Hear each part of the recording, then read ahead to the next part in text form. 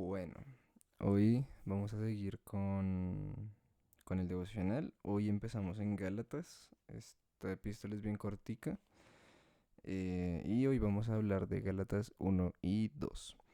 Entonces, como siempre, al principio de cada libro les pongo un poquito en contexto. Gálatas se escribe más o menos entre el 45, 46 y... Mentira, entre el 55 y el 60 después de Cristo, y se estima que fue escrito desde Corinto. Desde Corinto fue escrito. Es decir, al igual que, digamos, en Primera de Corintios fue escrita en Éfeso. eh, Después, bueno, Pablo estuvo en Corinto, después se fue a Éfeso, les escribió la primera epístola. Después vuelve otra vez a Corinto, se va para Macedonia. En Macedonia escribe la segunda epístola a los Corintios. Y en alguna de estas dos visitas se estima que se escribió esta carta a Gálatas y la de Romanos.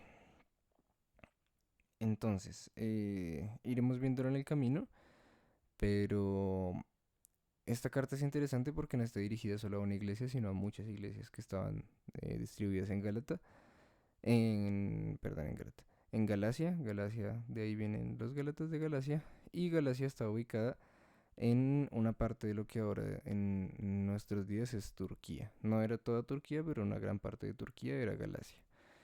Em, ¿Qué más les puedo contar? Bueno, los problemas que se van a tratar en este libro son básicamente que, y lo dice muy al principio el primer capítulo, las personas habían perdido muy rápido como ese fuego inicial de la fe en las personas que empiezan a creer en Cristo. Y lo podemos ver muchas veces, especialmente en los jóvenes, siempre está como eh, llega la persona a la iglesia, se siente bien recibida, recibe un mensaje que le gusta y tiene un mes o 2 meses de voy a todo, estoy en todo, quiero servir, quiero hacer de todo en un primer momento, y se apaga eventualmente. Entonces esta era la etapa en la que estaba pasando la iglesia de Galacia, que como que todo el mundo estaba full metido, y ya después dijeron como no, no tanto. Y ahí Pablo les estaba reprochando un poco eso. Y otra cosa es que por ese tiempo en las iglesias de Galacia y en otras regiones también, em, había como falsos creyentes, que eran gente, pues eran judíos, o que personas que creían en la ley judía, que entraban a las iglesias cristianas a judaizar, lo llaman ahí, que es como meterles ideas de que tienen que seguir la ley, de que la ley, de que la palabra de Cristo no es perfecta si no se junta con la ley que venía desde Moisés, que fue justamente lo que Jesús abolió con su sacrificio. Entonces, estos dos son los temas principales. Pablo está como, ahí tengan cuidado porque hay gente que se les está metiendo al rancho, y por otro lado, eh, pues tengan cuidado porque se les apagó muy rápido el fuego. Entonces, con esa premisa de casi 4 minutos, empezamos el capítulo 1. Estos dos capítulos tienen puntos bien corticos, entonces espero tirarme menos de 10 minutos. El primer punto que me pareció chévere es que, hablando de estas personas que estaban entrando a las iglesias para meter ideas del judaísmo, eh, dice que Pablo lo dice tal cual con esas palabras: si alguien anuncia un evangelio diferente al que yo les prediqué, sea anatema. Y no sé si recuerdan que ya hablamos de que el anatema era algo que era apartado para maldición o para destrucción. Es decir, algo que, así como nosotros somos apartados para bendición, el anatema es todo lo contrario. Alguien que es apartado para que sea destruido. Y esto me pareció curioso, porque, listo, entiendo el contexto en el que personas estaban entrando a predicar cosas contrarias para que cayeran los cristianos, pero tenemos que tener cuidado de ser nosotros mismos los que estamos fallando en eso. en anunciar un evangelio diferente. Porque ahorita estamos viendo en las iglesias cómo evangelizan según el dinero o la felicidad o la tranquilidad, la estabilidad, las emociones, etcétera, etcétera. Y eso es contrario al evangelio. El evangelio no se fundamenta en cosas económicas. El evangelio no se fundamenta en, en emociones humanas. El evangelio no se fundamenta en cualquier otra cosa que no sea Jesucristo. Y tenemos nosotros que tener mucho cuidado de ser el portador de esos evangelios o de esas doctrinas que están mal. Y me parece interesante el hecho de que mencione el anatema, porque aquí es como muy tajante en el sentido de que estamos siendo maldición para otros, hablando de cosas que no son verdad. Y la verdad es Jesucristo. Entonces nada, cuidemos mucho y la única forma de saber si lo estamos haciendo bien o mal es leyendo la palabra. Ahí está escrito el carácter de Dios, el carácter de Jesús, las cosas que hizo y las cosas que espera de nosotros. Es así de sencillo, simplemente es cuestión de entender, de estudiar, de leer, de contextualizarse y de orar mucho antes de y después de. Eso por ese lado. Y el segundo tema es que Pablo predicaba, según lo que él dice, sabemos que Pablo tuvo una revelación directa de Dios, él se queda ciego cuando ve directamente a Jesucristo, ya después de que él partió, viene Jesucristo mismo y le da revelación y él dice, yo lo que yo les estoy predicando a ustedes es diferente porque no es revelación, que no es algo que yo aprendí de hombres, no aprendí en una sinagoga en ese momento o lo que sea, sino que lo aprendí directamente por revelación de Jesucristo. Y esta parte me parece importante, porque sí, nosotros tenemos la capacidad de aprender de los pastores, de que nuestros pastores son gente muy sabia, de los líderes que también son gente muy sabia y son gente que ha estudiado, pero nosotros no podemos predicar de algo que no vivimos, porque lo que nos dicen los demás, lo mismo lo dice Pablo, de oídas te había oído, mas ahora mis ojos te ven. Ese es el punto. Nosotros no podemos predicar algo que no conocemos en una situación experiencial. Tenemos que experimentar personalmente situaciones con Cristo para poder hablar de eso.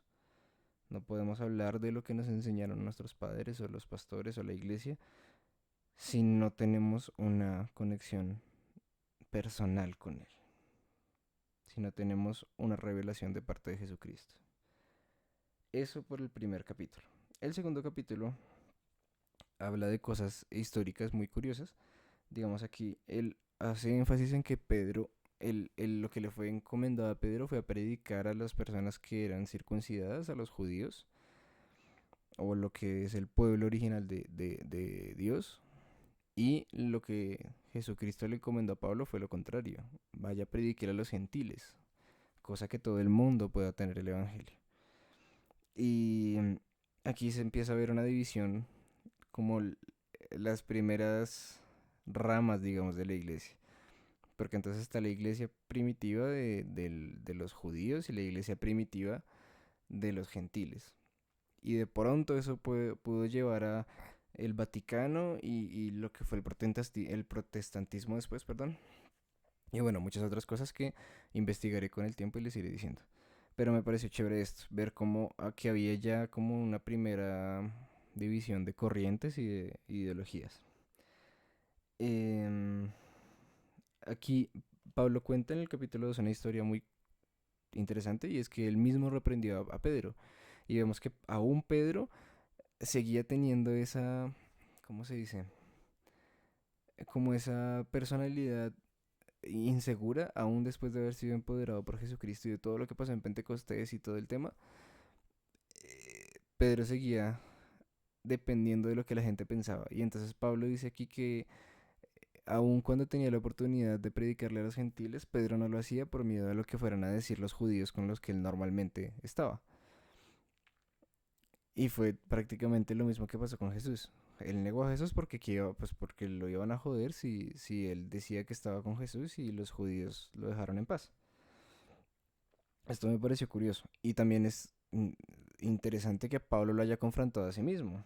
Y le dijo, eh, que nadie será justificado por las obras de la ley, sino por la fe en Jesucristo. Y esto es importante. Nosotros, o sea, todo lo que se refiere a las obras de la ley habla de religiosidad. Habla de, es que toca orar de rodillas, es que toca levantar las manos, es que toca gritar, es que toca desmayarse, convulsionar. Eso es religiosidad. Eso, las cosas vienen por el Espíritu. El levantar las manos viene por el Espíritu, el adorar en voz alta viene por el Espíritu, el si llega un momento en el que me sentí muy denso en la unción y me desmayé o me caí o lo que sea, eso viene por el Espíritu. No viene porque es que hay que hacerlo, no viene porque es que arrodillado se siente más la unción, es mentira. Si yo puedo buscar a Dios aquí en mi cama, puedo buscar a Dios sentado en una silla, de pie, subido en el techo, donde sea. Entonces, eh, tengamos muy en cuenta eso. No es por obras, no es por ley, no es por religiosidad, es por la fe que nosotros tenemos en lo que hizo Jesucristo en la cruz. Y aquí dice una frase muy chévere y es que Pablo dice que él no va a construir lo que ya destruyó. Y analizándolo un poco por encima es como él ya fue, él ya persiguió a los cristianos, él ya fue un man paila durante su vida y ya Jesucristo destruyó todo eso en su vida. ¿Para qué él va a volver a la ley? Si ya tuvo la oportunidad de sacar todo eso de su vida, ¿para qué va a volver a edificarlo? Y ese es el consejo para hoy. No construyan lo que ya destruyeron. Yo ya destruí el ser introvertido, el andar solo todo el tiempo, el no hablar con nadie. No es la voluntad de Dios que yo vuelva a construir esas cosas, que yo me vuelva a encerrar, que yo vuelva a levantar muros alrededor de la gente, que yo vuelva a estar sola, a encerrarme en mi cuarto. Eso no es la voluntad de Dios. La voluntad de Dios es que yo siga por el camino que ya Él forjó y que me quitó esos prejuicios y todos esos problemas para poder salir a predicar. Y para terminar ya, me gusta mucho la frase con la que termina Pablo. Creo que todos los capítulos terminan con una frase como contundente. Y es que dice que si por la fe fuéramos justos, por la ley fuéramos justos, perdón, Jesucristo murió en vano. Y es un pensamiento de esos que chocan, que ayudan a tener muy firmes nuestras convicciones. Si por actos, si por ley, si por religiosidad, si por rituales nosotros fuéramos justos, la muerte de Jesucristo no tuvo ningún sentido. Porque Él murió justamente, primero para ser perdonados de todos nuestros pecados, perdón, y segundo, para quitar la ley impositiva y religiosa y que mostraba un Dios castigador para nosotros.